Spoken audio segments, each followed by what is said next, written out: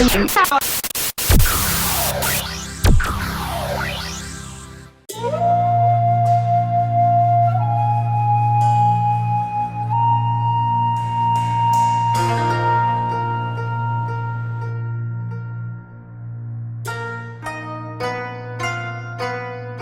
and welcome to this edition of Road Warrior. I'm your host, Grant Roberson. Now, today we test out the 2014 Chevy Malibu.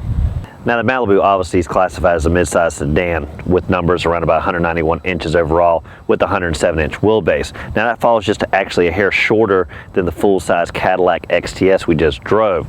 Now, what that means is going to translate to great interior volume, decent cargo space, and obviously has a decent exterior to boot too. Now, when you redesign the exterior of any vehicle, you really need to take it to a whole nother level where it previously wasn't. Now, what I love about this vehicle is it does have some drastic lines and some comparison to other vehicles. Actually, most specifically, even the 2004 Volvo S60. Now, when you look at the total exterior package, you're going to notice a lot of body color throughout with just a hint of chrome really on the side, but a lot more chrome up front. Now, what I love is they left the wheels kind of a brushed aluminum versus that brighter chrome you're going to see like on the Chrysler models. Now, what that does is kind of subdue and really doesn't overdo the chrome package on these vehicles. Now, I must admit the exterior of the Malibu, since it reminds me of the Volvo S60, gets high marks in my opinion. Now, it really has come a long way since the previous model, as that really wasn't just that attractive. Now, they've done a lot here. Again, it doesn't hurt to really compare to other models, even like the Honda Accord. Now, up front, I really like the kind of touch they did on the hood. Again, Volvo S60-esque, and a little bit of chrome up front, not overdone, and some nice sweeping headlights. Again, you're going to see a lot of body color again down here. Now, it's not surprising down the hood you have a 4-cylinder engine, more specifically the Ecotec 2.5 liter. Now, that's going to deliver decent economy, specifically because it has a stop-start technology. Now, that's kind of shocking when you go down the road and don't expect it, as when you get to the stoplight, the engine actually shuts off. Now, it doesn't say hybrid on the back, which is what traditionally you're going to find that kind of technology, but that start-stop really is going to add the fuel economy on this engine, bump it into the mid-20s in the city and over 30 miles per gallon on the highway. Now, if you look at the horsepower numbers, it's going to be around about 196 and 186 foot-pounds of torque. Now, if you want a little bit better pep in your step, you can go with the 2.0 liter 4-cylinder turbo engine. Now, it delivers around about 259 horses and 295 foot-pounds of torque. Now, it's obviously better numbers off the line, but worse on fuel economy, losing about 5 miles per gallon in the city and the highway.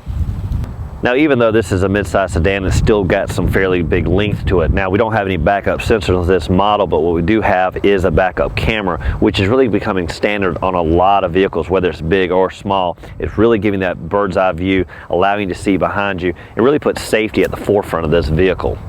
Now, once you climb inside, you're really going to notice that midsize is an understatement on this vehicle because there's plentiful room inside. Now, up front, you're going to have over 40 inches of leg room with around about 36 inches in the back. Now, it's kind of borderline of comfort, but it's decent offering on this vehicle. Now, other things I love on this vehicle, really on this particular model, the LT, is the innovations. Now, we got that touchscreen system, of course. Now, behind it, like the Cadillac we've mentioned before, it does have kind of a hideaway compartment. This one really isn't a lock mechanism like the Cadillac, but it's there so you can hide things away. Now, down below, you got really all the electronic buttons you need. And on this particular model, we have dual climate controls, allowing you to really set your comfort in the front. Now, one area that I think is kind of old school is right behind the steering wheel, and there's kind of old gauges. Now, there's no electronics like you see on a lot of vehicles where they're putting kind of a digital display there. On this one, it's the old standard tach and speedometer right there in front of you. Now, again, on a midsize sedan, where is it going to be limited? And I can't find really anywhere on this vehicle. Now, a nice feature on this vehicle is the cargo area. Now, there is no smart key system on this vehicle like we've come accustomed to, even on some low econo models. Now, it has the old traditional, and if you notice, there's actually nowhere to put a key in the back trunk here. So when you get back here, you're going to have to use the key fob to pop it open or look for the handle. Well, there's not a handle either, so how do you get back here? Well, what I like is this actually hidden button right here. You press it and it pops right up. Now, once you dive inside, you're going to find around about 16 cubic feet, which actually isn't that bad considering, again, that Cadillac we just tested measured in about 18 cubic feet. So you're falling short of a full-size luxury sedan. So you obviously have decent space. Now, obviously, with most sedans, you can lower those back seats, allowing you to gain more access and more cargo volume.